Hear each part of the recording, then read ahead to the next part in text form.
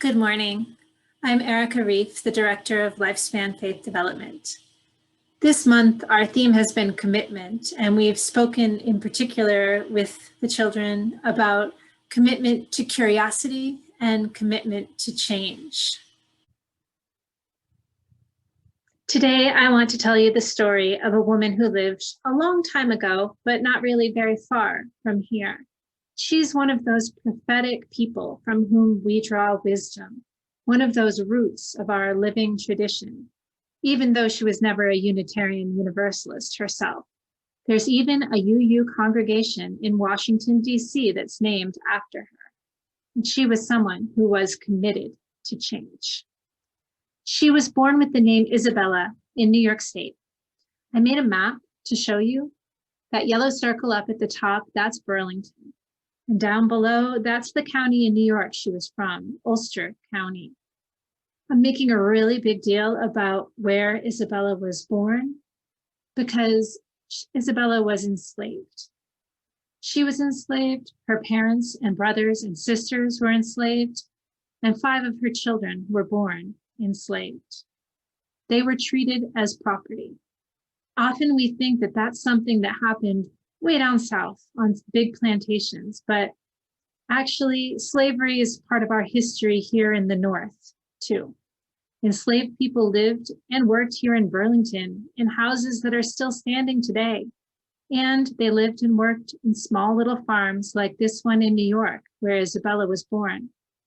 We could drive to this spot in about 4 hours if we were in a car, but there were no cars back then.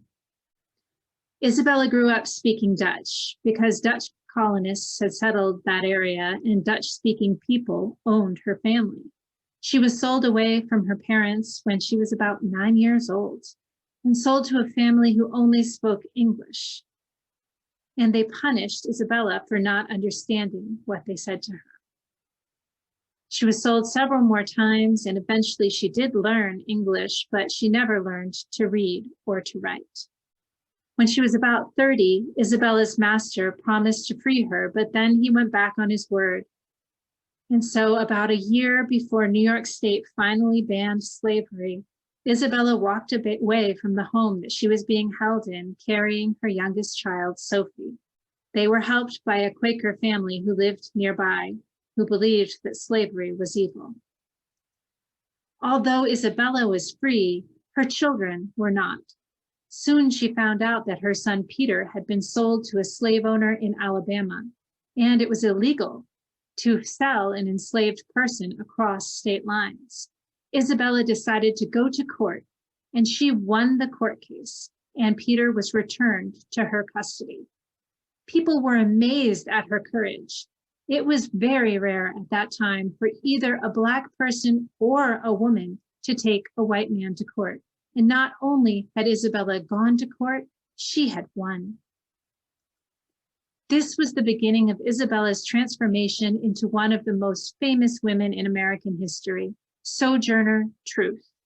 She decided that she would determine her own life, and so she should choose a name for herself. She said that she chose Sojourner, another word for traveler, because she was on a journey for God, and Truth, because she would declare the truth to the people. Sojourner traveled the country preaching and speaking out for the abolitionist movement, the movement to end slavery. She was also an advocate for women's rights and the rights of the poor. Despite not knowing how to read or write, she gave compelling speeches that drew huge crowds and dictated a whole book about her life that was written down by a friend. She survived on the profits from that book and raised money to support her travels by selling photographs of herself to the people who came to hear her speak. She helped recruit Black soldiers to fight in the Civil War, and when slavery was finally abolished, she worked to provide food and clothing for the newly freed people. Her work for human rights even got her an audience with the President of the United States, Abraham Lincoln. She continued to work as an advocate for Black people, for women, and for the poor until her death at 87. Sometimes when we feel like the work of creating a better world seems too hard, we can gain courage by remembering the lives of prophetic people like Sojourner Truth.